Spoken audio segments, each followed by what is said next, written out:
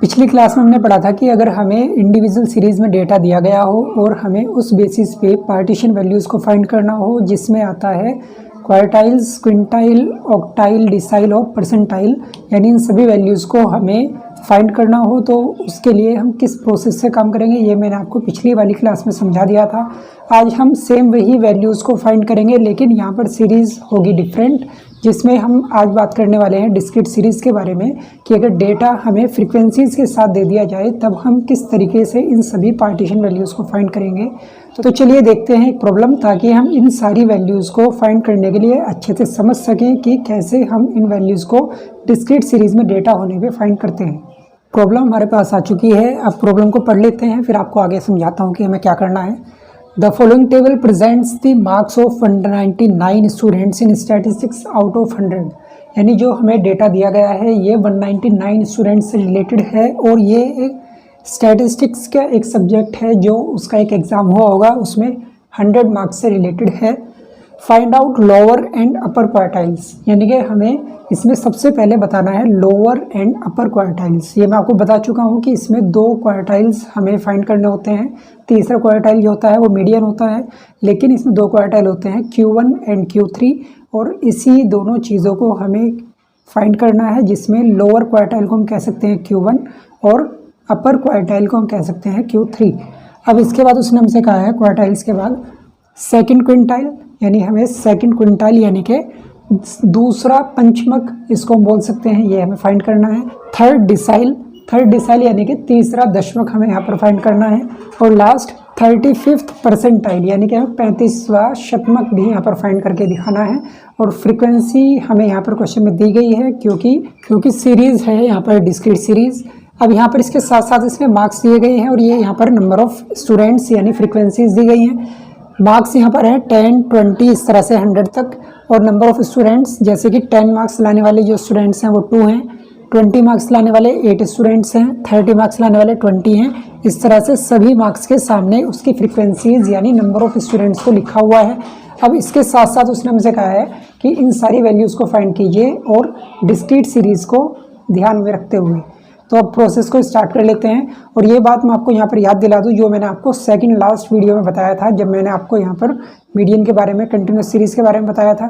तो उसमें मैंने आपसे बताया था कि जब हम मीडियन की वैल्यू फाइंड करेंगे तो हमें वहाँ पर जैसे ही कोई फ्रीक्वेंसी दे दी जाएगी तो हमें सबसे पहले उसको क्युमुलेटिव फ्रीक्वेंसी में चेंज करना होगा। और वैसे ही क्योंकि ये सारी जो पार्टीशन वैल्यूज़ हैं ये सभी मीडियन के ऊपर डिपेंड हैं, तो हमें सबसे पहले यहाँ पर भी वही काम करना होगा कि ये जितनी भी फ्रीक्वेंसीज़ दी गई हैं इन सभी फ्रीक्वेंसीज़ को हम ऐड करते हुए क्युमुलेट कर लेंगे और उसके बाद अपनी प्रोसेस को आगे बढ़ाएंगे। जैसा कि हमेशा से होता आया है, ये एक सीरीज़ हो जाएगी जहाँ पर जो हमें वैल्यूज़ दी गई हैं, इसके साथ साथ जो फ्रीक्वेंसीज़ हैं वो स्टूडेंट्स हैं तो वो F हो जाएगा। क्युमुलेटिव फ्रीक्वेंसी बना लेते हैं, साथ साथ फ्रीक्वेंसीज को ऐड कर लेंगे। सबसे पहले 2, 8 इसमें ऐड करेंगे तो 10 हो जाएगा, 20 ऐड करेंगे 30 हो जाएगा, 35 30 में ऐड करेंगे 65 हो जाएगा, 65 में 42 ऐड करेंगे 107 हो जाएगा, 107 में 20 ऐड करेंगे 127 हो जाएगा, 28 ऐड करेंगे 155 हो जाएगा, 26 ऐड करेंगे 155 में 181 हो जाएगा, और 181 में 16 ऐड करेंगे तो 197, लास्ट उसमें जब 2 को ऐड करेंगे तो 199। और यही उसने हमसे बताया था कि हमारे पास जो टोटल स्टूडेंट्स हैं वो 199 है। तो ये यहाँ पर क्रॉस चेक हो चुका है कि हमारी जो क्युमुलेटिव फ्रीक्वेंसी का टोटल है वो सभी जगह पर इक्वल है, यानी कि सभी जगह पर ठीक है। अब हम चलते हैं इससे आगे, थोड़ा सा काम को बढ़ा लेते हैं। सबसे पहले उसने कहा था कि हमें अपर और लोअर दोनों तरह की क्वार्टाइल्स को फाइंड करना है। तो सबसे पहले हम यहाँ पर क्वार्टाइल्स यानी कि चतुर्थक ही हम यहाँ पर फाइंड करेंगे और उसके बाद आगे जो उसने वैल्यूज़ पूछी है उनको फाइंड करेंगे। तो सबसे पहला काम यही है कि हमें यहाँ पर Q1 फाइंड करना होगा और उसके बाद हम Q3 फाइंड करेंगे। जैसे कि पीछे वाली वीडियो में बताया जा चुका है कि Q1 और Q3 का फॉर्मूला जो होगा वो सेम उसी तरह से यूज़ होगा जैसे हम वहाँ पर मीडियन के लिए यूज़ करते थे। तो सबसे पहला काम यहाँ पर कर लेते हैं हम क्वार्टाइल्स के लिए, क्वार्टाइल्स। और क्वार्टाइल्स में भी हम सबसे पहले Q1 यहाँ पर फाइंड कर रहे हैं, Q1। अब यहाँ पर फॉर्मूला अप्लाई कर लेते हैं, size of n+1 by fourth item. ये बात हमें ध्यान रखनी है कि जब हम क्वार्टाइल्स को फाइंड करेंगे तो इसमें यहाँ पर डिवाइडेशन में 4 आएगा, और जब हम यहाँ पर मीडियन फाइंड कर रहे होते हैं तो उस टाइम पर यहाँ पर 2 से डिवाइड होगा। अब चलते हैं इसमें आगे। सबसे पहले Q1 के लिए तो यहाँ पर आ जाएगा size of n+1 by fourth value. अब यहाँ पर n कितना हमारे पास है, n है यहाँ पर, इसको टोटल कर लेते हैं। n आ जाएगा यहाँ पर 199, और इसको हम देखें तो लास्ट वाली जो वैल्यू है ये भी हमारे n के इक्वल होती है। तो यहाँ पर लिख लेते हैं साइज ऑफ n यानी कि 199 + 1 बाय फोर्थ वैल्यू। 199 में जब हम 1 को ऐड करेंगे तो वो बन जाएगा यहाँ पर 200, और 200 को 4 से डिवाइड करेंगे तो वैल्यू यहाँ पर आ जाएगी 50। तो वैल्यू आ जाएगी यहाँ पर 50th आइटम। तो अब हमें यहाँ पर चेक करना है कि Q1 के लिए 50th आइटम जो है वही उसका क्वार्टाइल माना जाएगा। तो अब हम देख लेते हैं कि 50 हमें कहाँ मिल रहा है। 50 मिलेगा हमें यहाँ पर 65 में। 65 में जो x की वैल्यू होगी उसको देख लेते हैं। तो 65 में x की वैल्यू क्या है, 40। तो यहाँ पर आ जाएगा Q1 इसका 40। तो वैल्यू मिल जाएगी यहाँ पर Q1 = 40। क्लियर होगी बात कि इस तरीके से हमें जब भी फ्रीक्वेंसीज दी जाएंगी तो हम वैसे क्युमुलेटिव फ्रीक्वेंसी फाइंड कर लेंगे, और उसके बाद फिर हम उसके बेस पर एक्स सीरीज़ में देखेंगे कि कौन सी वैल्यू हमारे लिए Q1 या Q3 या जो भी हमें वैल्यूज़ फाइंड करनी है उनके ऊपर अप्लाई हो रही है। साथ साथ Q3 भी यहाँ पर फाइंड कर लेते हैं। Q3 के लिए यहाँ पर सेम चीज़ रहेगी, size of n+1 by fourth item. और बस इसमें जो चेंज आता है वो मैंने आपको बताया भी था कि यहाँ पर जैसे 3 है तो इस 3 से यहाँ पर बाहर मल्टीप्लाई हो जाएगा। अब हम यहाँ पर सेम काम कर लेंगे। साइज ऑफ n कितना है, 199, तो 3 × 199 + 1 बाय फोर्थ आइटम। अब इसको हम देख लेते हैं कि अगर 199 में 1 प्लस करेंगे 200 हो जाएगा। 200 को हम 4 से डिवाइड करेंगे 50 आएगा, तो ये हो जाएगा 3 × 50th वैल्यू। तो ये बनेगा यहाँ पर 150। तो ये आ जाएगा Q3 = 150th आइटम। 150 मिलेगा 155 में, और 155 के सामने एक्स सीरीज़ में हमारे पास वैल्यू है 70। तो यहाँ पर हो जाएगा Q3 = 70। मैं ऊपर यहीं पे लिख देता हूँ Q3 = 70। क्लियर होगी बात। मैं यहाँ से इसको ऐसे दिखा देता हूँ। तो ये हमने यहाँ पर दोनों क्वार्टाइल्स को फाइंड कर लिया है कि अपर और लोअर दोनों वैल्यूज़ हमें मिल गई है। ये हमें ध्यान रखना है कि Q1 हमेशा लोअर हमारा क्वार्टाइल होता है और Q3 हमेशा अपर क्वार्टाइल माना जाता है। तो अब बारी है इसमें क्विंटाइल के बारे में।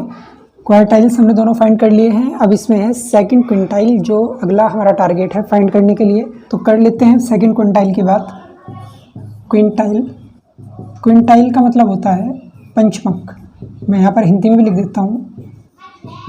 पंचमक यानी जो पूरी एक सीरीज़ को, एक डेटा को जो एक सर्टेन लिमिट में दिया गया है, अगर उस डेटा को हम 5 इक्वल पार्ट्स में डिवाइड कर देंगे तो वो बन जाता है क्विंटाइल। यानी कि अब उसने हमसे कहा है कि इसमें सेकंड क्विंटाइल को फाइंड करना है। क्विंटाइल के लिए नोटेशन होता है QN, और हमें QN2 यहाँ पर यानी कि सेकंड क्विंटाइल यहाँ पर हमें फाइंड करना है। तो इसको लिखेंगे QN2 = size of 2 × n+1 by fifth item. क्योंकि हमें पूरी सीरीज़ को 5 इक्वल पार्ट्स में डिवाइड करना है तो उसके हम 5 से डिवाइड कर देंगे। अब यहाँ पे वैल्यू आ जाएगी साइज ऑफ 2 × यानी 199 + 1 बाय फिफ्थ आइटम। अब इसको लिख लेते हैं यहाँ। ये तो हो जाएगा अंदर से सोल्व होके 200 / 5 यानी 40। तो हो जाएगा 2 × 40th आइटम। तो ये हो जाएगा यहाँ 80th आइटम, यानी 80 नंबर पर जो भी वैल्यू होगी वो सेकंड क्विंटाइल माना जाएगा। अब देख लेते हैं यहाँ पर 80 नंबर पर क्या रहा है। 80 नंबर पर हमें मिलेगा यानी कि 107 जो है इसके अंदर ही 80 नंबर की वैल्यू मिलेगी। तो इसके सामने आ जाएगा यहाँ पर एक्स सीरीज़ में 50, यानी 80 नंबर की जो वैल्यू है उसके सामने एक्स सीरीज़ में 50 आ रहा है। तो ये हो जाएगा कि सेकंड क्विंटाइल यानी QN2 = 50। तो ये थी सेकंड क्विंटाइल के लिए एक कैलकुलेशन जिसमें हमने देखा है कि सेकंड क्विंटाइल की वैल्यू कैसे फाइंड करनी है। अब हम चलते हैं इससे आगे, जिसमें हम देखेंगे कि थर्ड डिसाइल की वैल्यू कैसे फाइंड होगी और उसकी वैल्यू क्या आएगी। थर्ड डिसाइल की कैलकुलेशन यहीं पर कर लेते हैं। डिसाइल हमें चाहिए थर्ड डिसाइल, तो हम लिखेंगे यहाँ पर D3 is equal to size of, third number पे है तो आ जाएगा 3 into n+1 bye 10th item. Solution कर लेते हैं। साइज ऑफ n कितना है 199, तो हो जाएगा 3 इंटू 199+1 डिवाइड बाई 10। और अब इसकी टोटल कैलकुलेशन कर लेते हैं। 200 को हम 10 से डिवाइड करेंगे तो आ जाएगा 20, और 20 को 3 से मल्टीप्लाई करेंगे तो वैल्यू आ जाएगी यहाँ पर 60th आइटम। क्लियर है? तो अब हमें चाहिए यहाँ पर कि 60 नंबर पर क्या नंबर आता है, वही माना जाएगा थर्ड डिसाइल।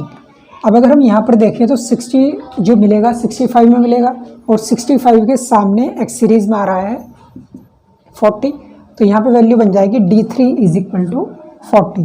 तो यहाँ पे लिख देते हैं D3 इज इक्वल टू 40। ये हो गया है D3 यानी कि थर्ड डिसाइल की वैल्यू 40। तो ये यहाँ तक हमने काम कर लिया है। अब इसमें बचा है लास्ट में 35th परसेंटाइल की 35 नंबर पे जो परसेंटाइल की वैल्यू है वो कितनी है वो बतानी है। अब यहाँ पर कर लेते हैं इसके लिए कैलकुलेशन। ये आ जाएगा यहाँ परसेंटाइल, सेम यही चीज़ रहेगी, फॉर्मूला सेम लगेगा। अब यहाँ लिख लेते हैं हम परसेंटाइल यानी P, और हमें चाहिए 35, तो P35 हो जाएगा is equal to size of 35 into n+1 by 100th item. Value रख लेते हैं सारी, तो ये हो जाएगा इसमें 35 इंटू 199+1 बाय 100th आइटम।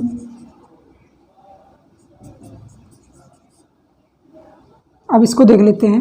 199 में 1 प्लस करेंगे 200 हो जाएगा, 200 को 100 से डिवाइड करेंगे तो 2 आ जाएगा, और 2 को 35 से मल्टीप्लाई करेंगे तो वैल्यू आ जाएगी यहाँ पर 70th आइटम।